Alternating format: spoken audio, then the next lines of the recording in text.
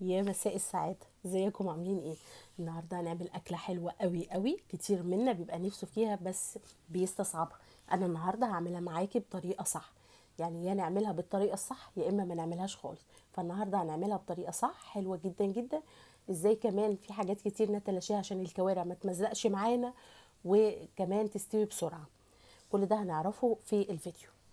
اول حاجه بتجيبي طبعا كميه الكوارع اللي تتناسب معاكي ومع عدد افراد اسرتك. انا جبت رجل كارع الصبح من عند الجزار.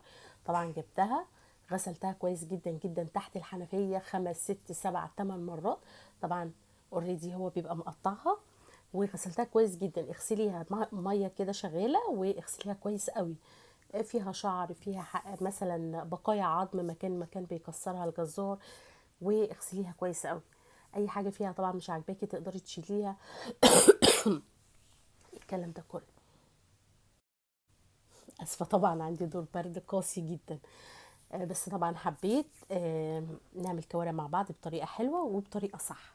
طبعا بعد ما غسلتها كذا مره معانا ميه على البوتاجاز تكون غليت، يعني ميه بتغلي غليت اوريدي. هنحط فيها الكوارع بتاعتنا بعد ما اتغسلت كويس جدا جدا. مش هنحط فيها اي حاجه. اول ما تغلي غلوتين بصي، طلعت الريم ده لونه بيدي على خضار كده. ده بقى بيسبب معاكي مزلقه وبيسبب معاكي زفاره وبيسبب معاكي حاجات كتير. يا دوبك تغلي غلوتين، احنا مش عايزينها تخش في مرحله السوى. هنقوم شايلين الحله بتاعتنا من على البوتاجاز وشايلين منها الكوارع. تشيليها منها صفيها كويس، وناخد الميه دي نرميها ونغسل الحله بتاعتنا كويس جدا. وتاكدي ان الحله بعد ما تغسليها ما يكونش ريحتها زفره.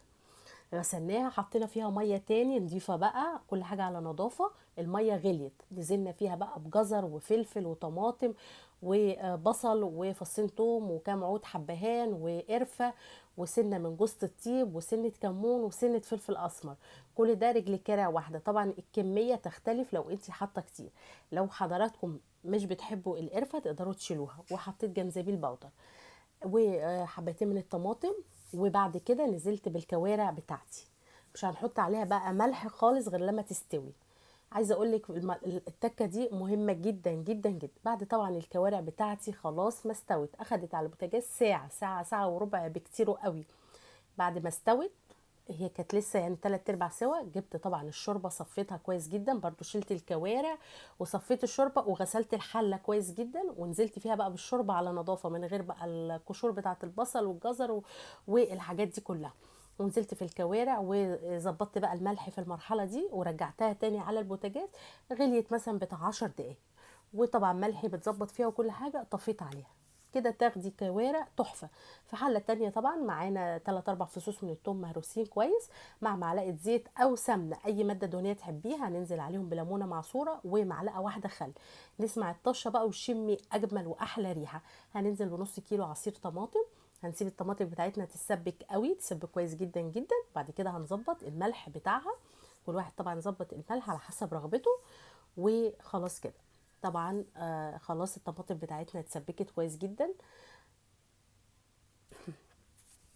انا بقى باخد نص الطماطم دهيت احطها على الكوارع. تديها طعم وريحه حلوه جدا جدا جدا. لو انتوا مش بتعملوها بالطريقه دي جربوها بالطريقه دي وان شاء الله هتعجبكم حلو قوي. بصوا الشوربه بتاعتنا نظيفه، الكوارع رايقه. يعني بجد جربوا تعملوها بالطريقه دي. زي ما قلت لكم في اول فيديو لازم نعمل الحاجه صح في بدايتها. لو اهملنا في اي جزئيه عايزه اقول لك طول الطبخه هتبقى مش مظبوطه. بصي استوت كده خلاص وبقت جميله خلاص تمام كده حلو قوي. طبعا هنعمل بقى شويه رز ابيض علشان خاطر الفته بتاعه الكوارع. كوبايه رز واحده، طبعا تقدروا تزودوا الكميه براحتكم خالص. غسلتها كويس جدا، رز مصري. نزلت عليه بكوبايه ونص من الميه، ظبطت الملح بتاعي. وتقدري تحطي مع زيت او سمنه اي ماده دهنيه تحطيها. بوطي النار اول ما بيغلي وبعد كده تشرب وخلاص. وطيت النار وكده استوى قدام حضراتكم. طبعا هنيجي بقى في طاسه على البوتاجاز معانا مثلا عدد بقى العيش اللي طبعا يناسب عددكم.